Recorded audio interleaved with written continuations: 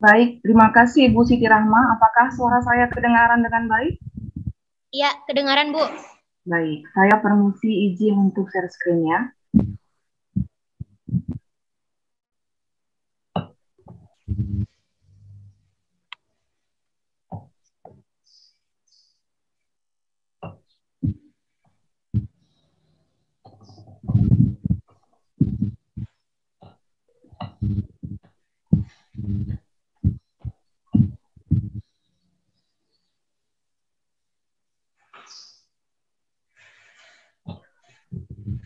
Apakah slide saya sudah tampak, Bu? Tampak, Bu. Lihat, Sudah, Bu. ya. Sudah, Bu. Ya, terima kasih. Selamat pagi Bapak Ibu dimanapun berada. Perkenalkan, nama saya Beslina. Saya mengajar di Universitas HKBP Nomensen Medan. Materi yang mau saya bawakan hari ini, saya bagikan kepada kita semua adalah pembelajaran berdiferensiasi dalam kelas Merdeka Belajar.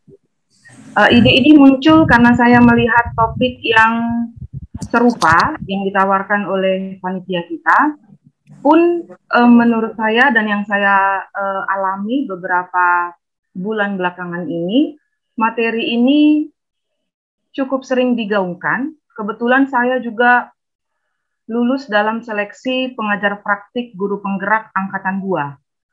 Dan ini adalah salah satu materi yang ditanamkan dalam modul guru penggerak yang sekarang sedang diajarkan dalam LMS. Jadi saya merasa tergerak untuk membagikan ini kepada Bapak Ibu yang mungkin belum masuk dalam guru penggerak, yang mungkin bisa dibagikan juga kepada guru-guru lain dan tentunya dapat diaplikasikan di kelas kita masing-masing.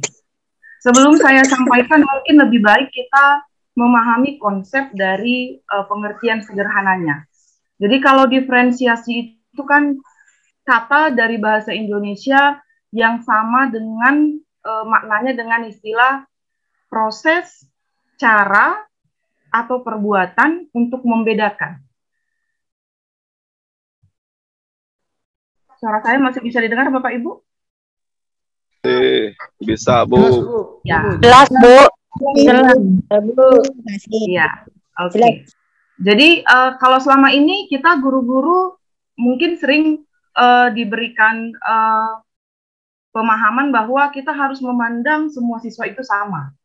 Nah, pengalaman saya seperti itu. Kita sering dicekoki dengan istilah seperti itu. Semua siswa itu sama. Kita harus merangkulnya. Namun dalam konsep ini, apalagi dalam konsep Merdeka Belajar, sebaliknya. Kita harus melihat bahwa pada dasarnya siswa itu berbeda. Berbeda dalam hal kesiapan belajar, berbeda dalam hal minat, dan berbeda dalam hal profil belajar. Jadi pada dasarnya siswa itu berbeda, maka sebaiknya guru juga mengadakan pembelajaran dalam tanda kutip berbeda. Selama ini kita mengajar dengan satu pendekatan yang sama, kita mengajar dengan satu kegiatan yang sama untuk beberapa siswa yang berbeda, maka dalam konsep pembelajaran diferensiasi, sebaliknya, kita harus mempersiapkan materi yang berbeda untuk mengajar siswa yang berbeda, tapi dalam satu kelas dan satu tujuan pembelajaran yang sama. Untuk Merdeka Belajar, saya rasa Bapak Ibu juga sudah mendengar dan mungkin mengaplikasikannya. Ini adalah salah satu program dari Mas Nadiem yang mengangkatnya dari konsep Ki Hajar Dewantara. Jadi diferensiasi dengan Merdeka Belajar itu sejalan. Nanti akan saya jelaskan Bapak Ibu. Kita belajar konsepnya terlebih dahulu. Jadi pembelajaran diferensiasi itu merupakan proses atau proses siklus mencari tahu tentang siswa dalam merespon belajarnya berdasarkan perbedaan. Ketika guru terus belajar tentang keberagaman siswanya, maka pembelajaran yang profesional, efisien, dan efektif akan terwujud. Ini adalah konsep sederhana dari pembelajaran berdiferensiasi.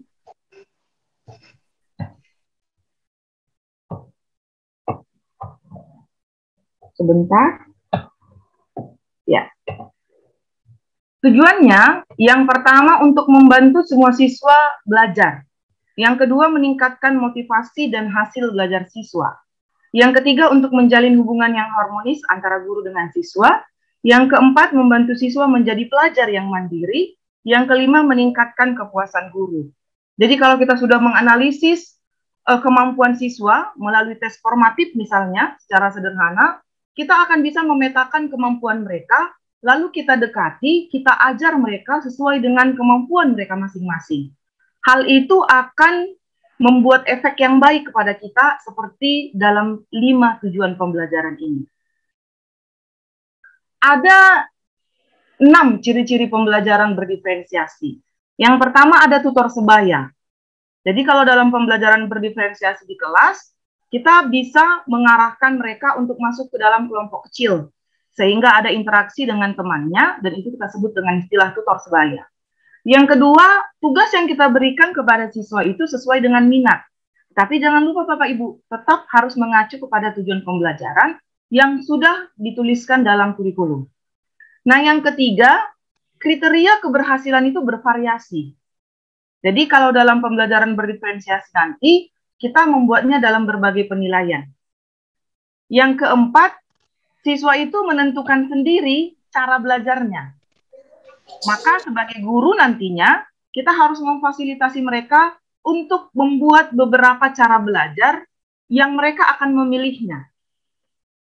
Lalu yang kelima, harus mengacu pada asesmen dan kebutuhan belajar. Harus mengacu pada penilaian dan kebutuhan belajar siswa. Jadi sebenarnya perlu saya sampaikan kalau kita belajar dari beberapa sumber di internet, pembelajaran berdiferensiasi ini dulunya digunakan sebagai pendekatan. Jadi sifatnya itu pilihan. Guru-guru yang ingin menggunakannya biasanya adalah guru-guru yang mengajar di kelas inklusif atau mungkin guru-guru yang mengajar siswa yang berkebutuhan khusus. Tapi nyatanya sekarang itu sudah masuk ke dalam kita, guru-guru yang memang reguler, yang ternyata di dalam kelas kita juga kemampuan siswa itu berbeda-beda. Nah, yang perlu kita pahami di antara semua ciri-ciri itu, yang paling penting adalah kegiatan pembelajaran tetap terstruktur. Bagi Bapak Ibu yang mungkin sudah mulai memahami konsep diferensiasi yang baru saja saya sampaikan, satu yang pasti terpikir oleh Bapak Ibu adalah bagaimana kita bisa mengajar di kelas untuk siswa yang berbeda dengan kegiatan yang berbeda tapi tetap terstruktur. Nah, itu menjadi pertanyaan mungkin. Nanti kalau ada waktu saya akan menunjukkan skenarionya untuk jenjang SD, TK atau SMP, SMA, SMK juga. Nah, ada 4 komponen pembelajaran berdiferensiasi. Komponen ini adalah komponen yang bisa kita lihat, kita perhatikan, kita perbaharui untuk kita aplikasikan di kelas. Ada komponen isi, ada komponen produk, ada komponen proses, dan ada komponen lingkungan belajar. Mari kita lihat perbedaannya masing-masing. Kalau komponen isi, yang bisa kita lakukan untuk menerapkan pembelajaran berdiferensiasi adalah misalnya menyediakan materi bacaan pada berbagai tingkat keterbacaan. Jadi keterbacaan itu adalah kemampuan membaca setiap orang. Kita sebagai guru pertama kali harus menganalisis dulu kemampuan membaca siswa kita itu bagaimana. Katakan satu kelas kita mengajar 30 orang. Jadi dalam 30 orang itu pasti ada tingkatan keterbacaan anak-anak. Ada yang sebentar saja membaca dia sudah paham, ada yang harus berulang kali, dan ada mungkin yang harus kita bimbing baru bisa mengerti isi bacaan. Nah, dalam hal ini yang akan kita lakukan adalah kita sediakan materi bacaan yang tinggi, sedang, dan rendah, tapi isinya atau tujuan pembelajarannya tetap sama. Yang kedua, menyediakan berbagai topik bacaan. Kita tidak bisa memaksa siswa kita itu memiliki minat yang sama. Kita tidak bisa memaksa siswa kita itu menyukai topik yang sama atau menyukai hobi yang sama. Mereka itu datang dari latar belakang yang berbeda, kesukaan yang berbeda, lingkungan yang berbeda, sehingga akan mempengaruhi minat dan hobinya. Nah, dalam hal ini kita harus menyediakan berbagai topik bacaan, tapi tetap dalam satu tujuan pembelajaran. Nah, yang ketiga, menggunakan kelompok kecil. Biar bagaimanapun, Bapak Ibu, satu pikiran kalah dengan berbagai pikiran. Kalau kita terbuka menerima masukan dari orang lain, tentu kita akan mendapatkan ide dari orang lain. Nah, hal itu tetap kita lakukan dalam kelas sama seperti telah kita lakukan sebelum-sebelumnya. Jadi adakan kelompok kecil atau tutor sebaya di kelas. Nah, yang keempat, mempresentasikan ide. Jadi anak-anak juga bebas, merdeka dalam memberitahukan apa ide, apa yang mereka tahu, apa yang mereka inginkan. Maka dalam kelas Merdeka Belajar, kalau Bapak Ibu juga sudah mengikuti beberapa konsep Merdeka Belajar, di kelas selalu diarahkan guru dan siswa di awal pembelajaran membuat kesepakatan. Jadi kalau dalam konsep Merdeka Belajar yang diarahkan oleh Mas Nadiem, guru itu tidak lagi orang yang harus tinggi keberadaannya, maaf dalam tanda kutip otoriter, tapi dia harus bisa berbaur dengan siswa, meminta pendapat siswa, dan menghargai siswa untuk memberikan masukan dalam kelas. Jadi guru itu bukan seorang yang memiliki kelas sepenuhnya. Siswa juga diikut sertakan. Nah, oleh karena itu dalam pembelajaran berdiferensiasi juga, siswa itu diberi waktu untuk menyampaikan ide, mempresentasikan ide. Kira-kira begitu. Itulah komponen isi. Selanjutnya dalam komponen proses, kalau tadi isi, substansi, sekarang kita cerita proses, Bapak Ibu. Dalam komponen proses, yang pertama, kita bisa gunakan kegiatan berjenjang. Nah, sama seperti yang tadi Bapak Ibu, kita sudah analisis kemampuan siswa kita, lalu kita gunakan kegiatan berjenjang. Sederhananya begini, kita katakan seperti tadi jumlah siswa kita 30 orang. Kalau kita sudah terbiasa mengajar mereka, tentu kita tahu urutan 1 sampai 10 siapa yang paling paham dengan materi kita. Urutan 11 sampai 20 yang mungkin paham tapi harus diarahkan lagi. Urutan 21 sampai 30 yang mungkin lebih ekstra lagi. Nah, itu sebabnya dalam kelas diferensiasi, kita sudah menyiapkan kegiatan berjenjang di RPP kita. Jadi berbeda kegiatan atau tugas yang kita berikan kepada siswa yang dalam pemetaan kita mendapat urutan 1 sampai 10, berbeda pula kepada siswa yang dalam pemetaan kita mendapat urutan 11 sampai 20, dan begitu selanjutnya. Nanti saya tunjukkan contoh RPP-nya bila Bapak Ibu ingin melihat. Yang kedua, menyediakan pusat minat untuk mengeksplorasi diri. Nah, ini sama seperti penjelasan saya tadi. Ketika pun kita misalnya mengajarkan, kalau saya orang bahasa Indonesia ya, misalnya dalam kelas 10 bahasa Indonesia, kita mau mengajarkan anak-anak menulis teks prosedur. Ketika kita tahu bahwa minat anak-anak itu berbeda satu sama lain, maka dalam mengajarkan teks prosedur kepada mereka, kita bisa menyediakan beberapa contoh yang membuat mereka paham.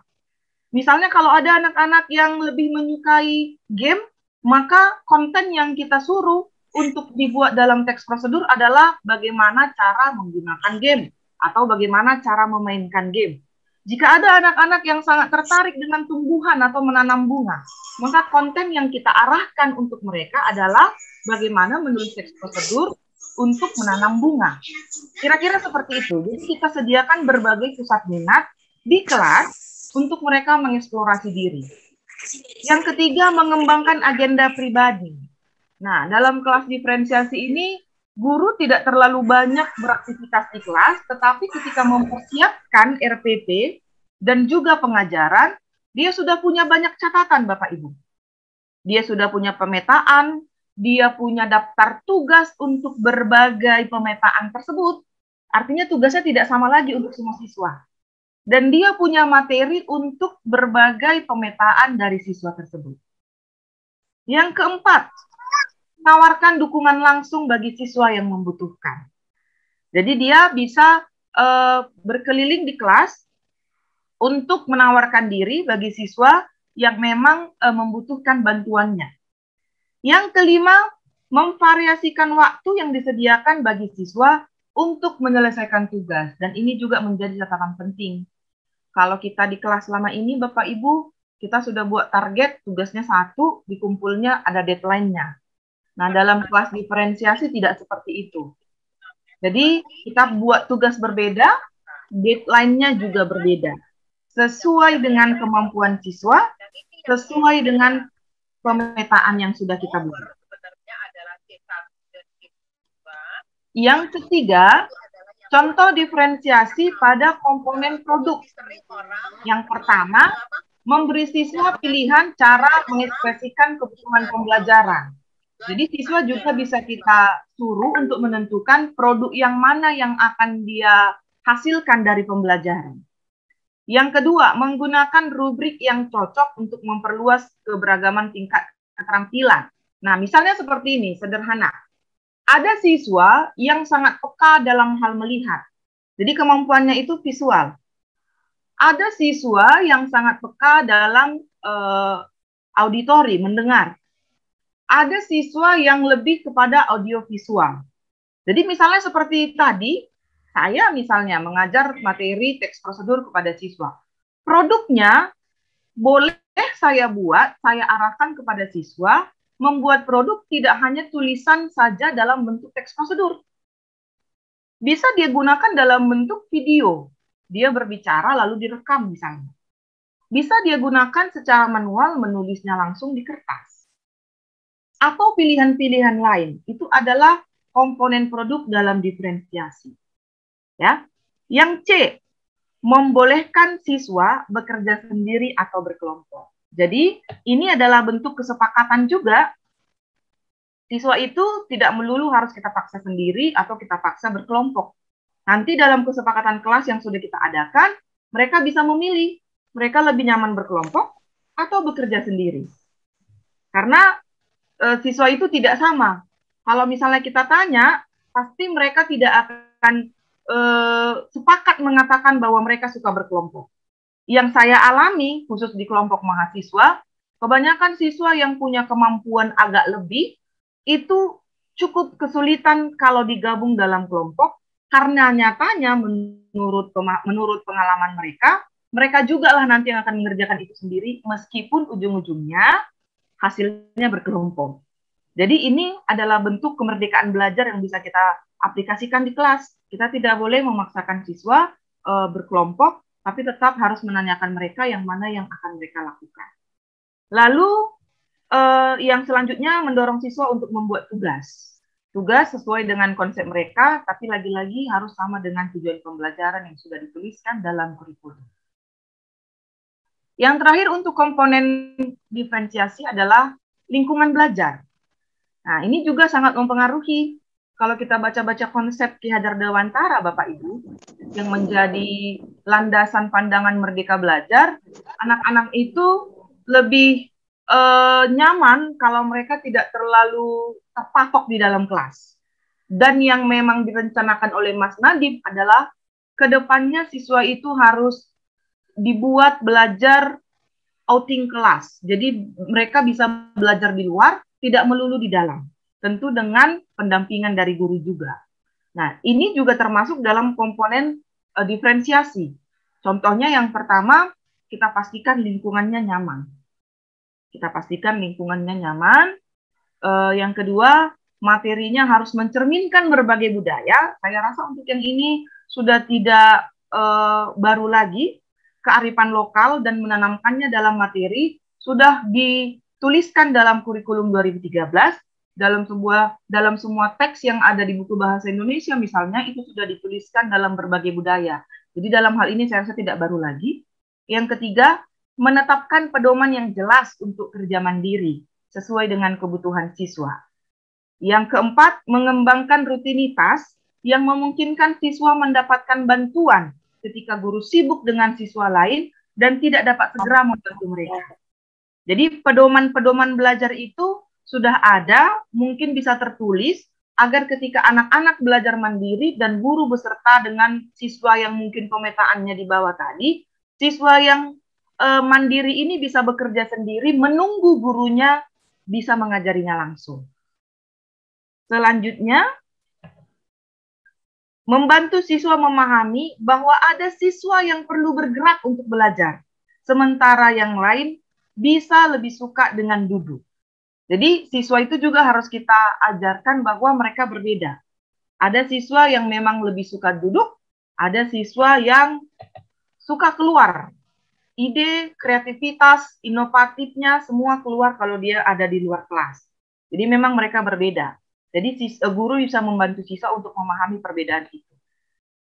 Nah, itu adalah 4 komponen yang perlu kita perhatikan dalam menerapkan pembelajaran diferensiasi di kelas.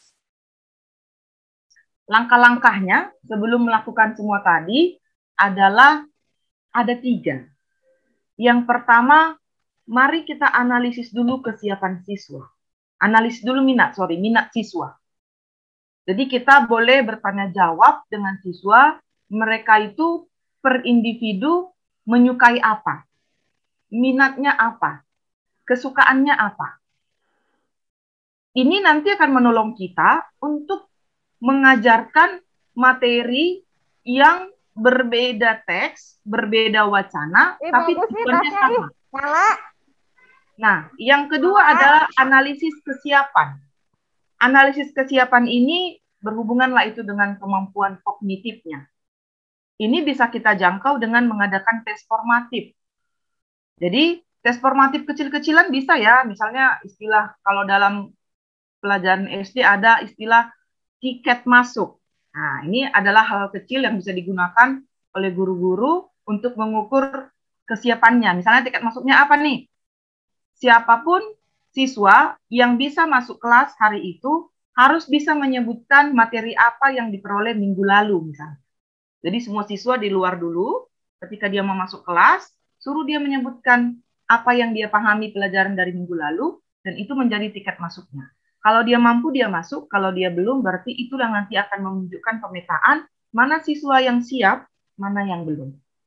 Ada juga tiket keluar misalnya.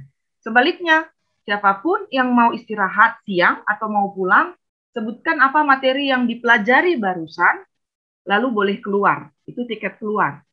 Kalau misalnya belum, berarti kita sudah dapat pemetaan mana siswa yang sudah tahu, mana yang belum. Itu akan menjadi catatan kita untuk mengajar di minggu depan. Dan ada banyak lagi konsepnya, nanti kalau Bapak Ibu mau boleh saya bagikan. Yang terakhir adalah analisis profil pembelajaran. Nah, ini lebih ke lingkungan sosial. Jadi, kita nggak bisa memaksakan bahwa semua siswa itu sama, Bapak Ibu. Mereka berbeda dari latar belakang sosial, budaya. Berbeda dalam keluarga juga. Saya ingin bercerita pengalaman saya. Waktu saya dulu PPL, kebetulan setelah saya wisuda langsung dosen, tapi pengalaman menjadi guru ada ketika PPL. Saya mengajar di daerah pantai, namanya Pantai Cermin, di daerah Kabupaten Serdang Bedagai, Bapak Ibu. Saya diberi tugas untuk menjadi wali kelas sementara di kelas 3-4 waktu itu. Ketika pertama kali saya masuk di kelas itu, saya melihat banyak ketidakberterimaan dari siswa terhadap saya. Dan memang itu yang selama ini dialami oleh guru sebelumnya. Bahwa kelas 3-4 adalah kelas yang paling tidak bisa diajak kompromi. Nah, ternyata setelah 1-2 bulan saya mengajar di situ, saya melihat mereka itu datang dari latar belakang yang hampir sama. Jadi kebanyakan dari mereka itu anak-anak yang ditinggal oleh orang tuanya pergi mencari uang ke negeri jiran. Sehingga mereka tinggal bersama Pak Le atau neneknya. Apakah ini berpengaruh? Sangat berpengaruh, Bapak Ibu. Apakah mungkin dia kurang kasih sayang, dia mencari perhatian, dia tidak siap belajar karena dia memang terlalu capek di rumah, dan hal-hal lain. Dan ini akan menjadi perhatian kita di kelas. Kita akan memberikan perhatian lebih kepada anak-anak yang seperti ini, dan terbukti dari pengalaman saya, anak-anak seperti ini bisa berkembang kalau kita memberi waktu yang lebih untuk mereka. Kira-kira seperti itulah analisis profil pembelajaran. Nah, dari ketiga asesmen itu, maka lakukanlah atau manajemenlah sebuah kelas berdiferensiasi. Saya selesaikan dulu slide-nya, nanti saya tunjukkan skenario-nya ya Bapak Ibu. Apa hubungannya dengan kelas Merdeka Belajar? Merdeka Belajar itu adalah konsep pembelajaran di mana para siswa diberi kebebasan untuk mengakses ilmu. Sumber ilmu bukan sebatas pada ruang kelas, guru, tapi bisa juga di luar kelas, di media online, atau internet, perpustakaan, dan juga lingkungan sekitar. Guru tidak lagi menjadi sumber utama, jadi kita tinggal mengarahkan. Dalam Merdeka Belajar, terdapat kemandirian dan kemerdekaan bagi lingkungan pendidikan menentukan sendiri cara terbaik dalam proses pembelajaran. Jadi kita bukan sedang membuat kurikulum baru ya Bapak Ibu. Kurikulum yang kita ikuti tetap dari pemerintah, tapi actionnya, aplikasinya, prosesnya di kelas itu yang kita eksekusi sebagai guru. Dan tentu itu kita lakukan secara ilmiah, karena kita akan mengerjakannya dalam RPP terlebih dahulu, baru kita lakukan di kelas. Maka, yang harus diperbaharui dalam menerapkan pembelajaran berdiferensiasi adalah, yang pertama, kesiapan guru untuk mengembangkan diri agar lebih kreatif. Baik Bapak Ibu maupun saya, ini tentu bukan hanya sekedar teori. Dan saya tahu satu kalimat yang sederhana ini tidak gampang untuk kita lakukan. Karena saya pun termasuk orang yang masih sangat berjuang untuk itu. Tapi bagaimanapun, saya melihat kita tidak akan bisa berbagi apapun kepada anak didik kita kalau kita sendiri belum terisi. Jadi kita dulu harus yang mengembangkan diri, kita kreatif, baru kita bisa memberikannya kepada siswa. Dengan mengikuti webinar seperti ini juga termasuk salah satu cara agar kita bisa memperoleh ilmu itu. Apalagi kalau materinya seperti ini berdiferensiasi, Bapak Ibu boleh coba-coba lagi di kelas bagaimana kira-kira menggunakannya. Meskipun online, saya rasa tetap juga bisa, asal kita membuat persiapannya dengan matang dulu di RPP. Yang kedua, mentalitas anak untuk berjuang dan mandiri, serta mengembangkan diri sesuai minat dan kemampuan. Nah, ini yang sedang kita perjuangkan juga, Bapak Ibu. Anak-anak juga harus siap menghadapi era digitalisasi. Untuk revolusi industri 4.0 ini, kita harus juga bisa membantu mereka agar mereka mempunyai mental yang kuat untuk bisa bersaing dengan orang lain yang lebih hebat dari mereka di luar sana nanti. Yang terakhir adalah akses informasi yang tidak terbatas. Nah, ini bagi kita semua juga, Bapak Ibu. Kita akan sangat mudah mendapatkan informasi sebenarnya dengan menggunakan smartphone kita. Dengan menggunakan Android yang di handphone kita, yang sering kita gunakan untuk buka Facebook, Instagram, TikTok, mari kita biasakan untuk melihat Google Chrome atau browsernya. Mari kita lihat atau kita unduh buku-buku online yang bisa membuat kita semakin terisi. Jadi, isi dari handphone kita juga seimbang antara ilmu dengan media sosial. Kira-kira seperti itu ya Bapak Ibu. Ini menjadi penutup bagi kita, tapi nanti akan tetap saya beritahu skenario-nya. Melalui diklat ini, semakin banyak guru dan dosen yang memahami perbedaan setiap siswa, sehingga mampu menerapkan pembelajaran berdiferensiasi di kelas Merdeka Belajar. Ini menurut KHD, Ki Hajar Dewantara, yang menjadi landasan pemikiran Merdeka Belajar, bahwa serupa seperti para pengukir yang memiliki pengetahuan mendalam tentang keadaan kayu, jenis-jenisnya, keindahan ukiran, dan cara-cara mengukirnya, seperti itulah guru seharusnya memiliki pengetahuan mendalam tentang seni mendidik. Bedanya, guru mengukir manusia yang memiliki hidup, lahir, dan batin. Untuk slide yang ini, saya tutup dulu.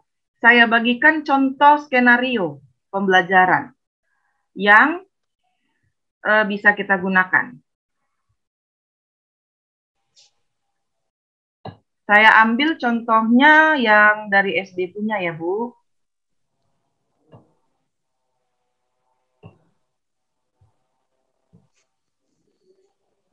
Saya tunjukkan dalam bentuk PDF. Apakah bisa terlihat? Bisa. Ya, bisa, Bu. Oke. Ya, Bu. Saya jelaskan pelan-pelan. Bapak Ibu mudah-mudahan bisa mengerti apa yang saya jelaskan. Inilah contoh pembelajaran berdiferensiasi dari persiapan sampai eksekusi di kelas. Kita ambil situasinya SD dulu ya. Pak Dermawan adalah seorang guru SD minggu depan. Seorang guru SD. Minggu depan ia akan mengajar murid-muridnya tentang cara kerja salah satu sistem organ tubuh manusia, yakni organ pencernaan. Saat merencanakan pembelajaran, Pak Dermawan mempersiapkan beberapa sumber belajar yang menurutnya akan membantu murid-murid belajar sesuai dengan kebutuhannya. Yang pertama yang dipersiapkan beliau adalah poster diagram. Itu isinya mengenai bagian-bagian organ pencernaan yang dipinjam dari perpustakaan. Kedua, berbagai bacaan yang memuat pembahasan tentang bagaimana organ bekerja. Yang pertama, dari buku bacaan yang dia pinjam dari perpustakaan. Kedua, artikel dari majalah anak, bahasanya sederhana. Ketiga, komik sains. Ini ternyata punya muridnya. Yang minggu sebelumnya, dia udah tanya, ada nggak yang punya komik sains? Jadi dia menggunakan itu sebagai sumber belajar, dia pinjam. Yang keempat, bacaan-bacaan singkat tapi yang dibuatnya sendiri. Dibuat dengan bahasa yang sederhana. Nah, jadi yang pertama tadi poster diagram, yang kedua kalau kita baca ini, yang bagian tingkat kedua ini untuk yang sederhana. Ya. Yang ketiga adalah di kelas nggak ada komputer katanya. Tapi Pak Dermawan itu mencoba mengunduh lewat handphone sebuah video singkat yang menjelaskan bagaimana organ bekerja. Rencananya video itu akan dia gunakan untuk Bapak Ibu, ya masih bisa dengar ya? Masih. Ya, video itu akan Ya, Bu, bisa. Video itu akan beliau gunakan untuk ditunjukkan kepada siswa nanti bagi yang memang suka menonton. Jadi udah sengaja beliau download dan beliau simpan di handphone, nanti akan beliau tunjukkan jika diperlukan. Lalu yang keempat, dia juga membuat kartu-kartu pertanyaan. Nah, ini persiapan masih ya Bapak Ibu. Ini masih persiapan. Selanjutnya, dia membuat persiapan tapi sudah ada instruksinya. Sudah ada pedoman kerjanya.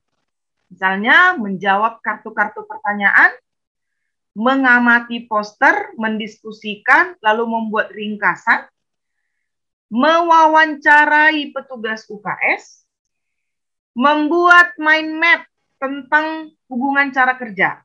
Kalau kita lihat ini untuk beberapa pemetaan yang berbeda ya Bapak Ibu. Jadi kalau udah cerita mind map, tentu kita tahu kalau untuk membuat bagan berarti itu untuk pemetaan yang lebih tinggi. Untuk siswa-siswa yang sudah paham. Nah, lalu aktivitas tersebut semuanya walaupun berbeda-beda, namun tujuannya untuk membuat anak-anak tahu bagaimana cara kerja sistem pencernaan. Kembali seperti yang saya katakan, meskipun aktivitas yang kita lakukan di kelas berbeda-beda, tapi tujuannya tetap mengacu kepada tujuan yang ada di kurikulum. Ya. Lalu Pak Dermawan pun siap mengajar.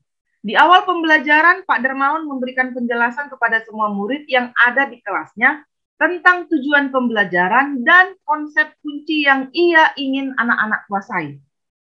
Lewat proses tanya jawab dan contoh-contoh, ia memastikan bahwa anak memahami apa itu sistem. Masih sederhana, memahami sistem saja dulu ya. Setelah itu, ia meminta murid-murid bekerja dalam kelompok. Untuk penugasan kali ini, Pak Dermawan telah mengelompokkan murid berdasarkan tingkat kemampuan murid dalam membaca. Ini yang saya katakan tadi, tingkat keterbacaan. Hal ini karena tugas pertama yang harus dilakukan oleh setiap kelompok adalah membaca materi terlebih dahulu. Lalu, di dalam bacaan itu disesuaikan teksnya sesuai dengan kemampuan mereka. Jadi kalau selama ini kan kita kasih satu teks untuk semua siswa.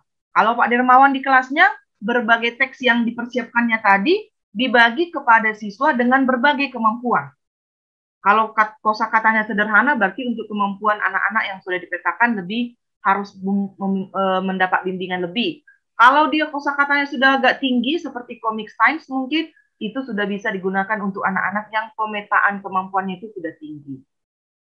Nah, dalam 1 minggu tersebut, setiap kelompok mendapat target minimal 3.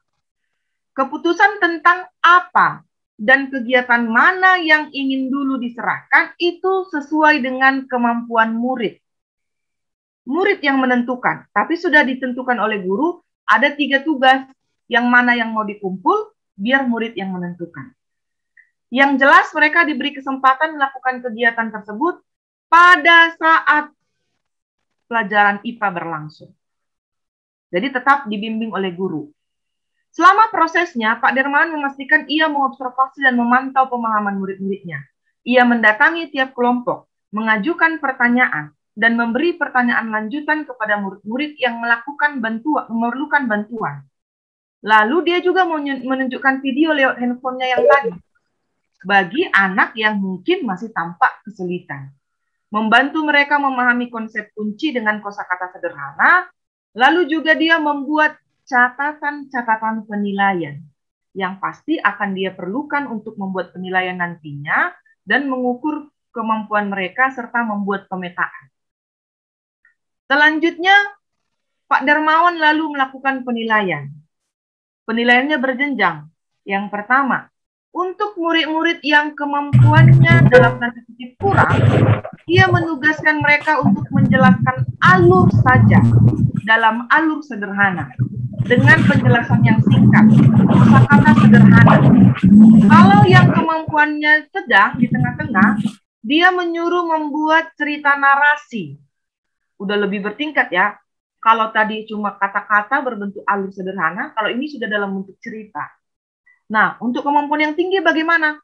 Dia menyuruh membuat cerita kreatif, tapi dari perspektif seorang makanan yang menarasikan bagaimana dia masuk dari dalam mulut sampai ke pencernaan. Jadi ini sudah lebih tinggi lagi dari yang dua sebelumnya. Kira-kira seperti itulah contoh skenario pembelajaran berdiferensiasi untuk kelas SD. Jika nanti dalam sesi pertanyaan ada yang mau ditanya untuk kelas lain mungkin atau konsep lain, boleh saya bagikan, filenya juga boleh saya bagikan. Saya rasa cukup sekian dari saya. Saya lanjutkan kepada moderator. Terima kasih.